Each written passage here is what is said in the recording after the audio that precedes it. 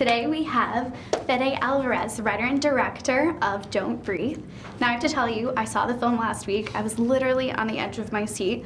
I wasn't sure who to root for, what character, was going to conquer all or anything. Now I wanted to know about the writing. Where did you get all of your inspiration from for the storyline and for the characters? I think this is one of those movies that, it's made up because it's in the real world, right? Like you create some characters, and I did, I want to tell a story about robbers in this particular movie. But then a lot of the things that happen, and that's why I think it makes it terrifying, like they might have been taken from the headlines here and there, like bits and pieces, right?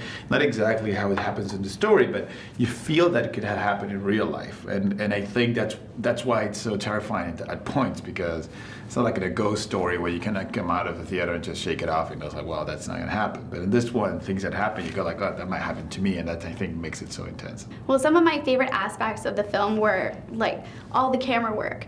I felt like I was in the house at points. I felt like you were moving around and everything. And I was wondering, when you're writing, do you see it in your head when you're writing the script for the scenes, like how you're going to direct it, or does the direction come second?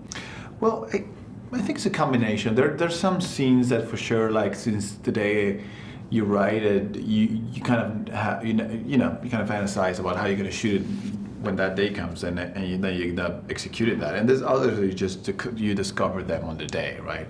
But that at the end of the day, I think is the job of the director, and that's the part that's the hardest part, I think, just to be able to have a vision for the film that when you write it, you can see it in your head, and then to not forget that and to hold that idea in your head during all the making of film, which is a long time, right? Mm-hmm. Because from the point of pre-production until the movie's done, you spend like more than a year doing it. So keeping that strong image of what the film is and be able to put on the screen exactly what you envision it, or better sometimes. In this case, I think that it turned out way better than what I thought it was going to be in my head, at least. Particularly that level we're talking about, the camera work and performances and everything that makes for that part of the film.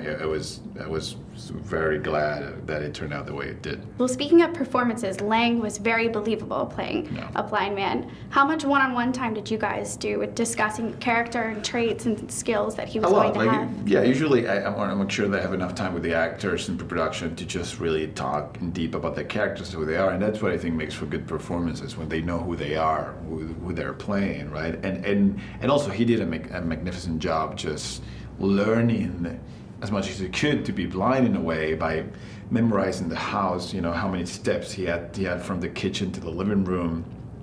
And because he was wearing these contact lenses, he couldn't really see much. So most of the time, he's not faking the blindness in the film. He really doesn't see anything. So he had to become that character in a way that was fascinating but very frightening for everybody on set.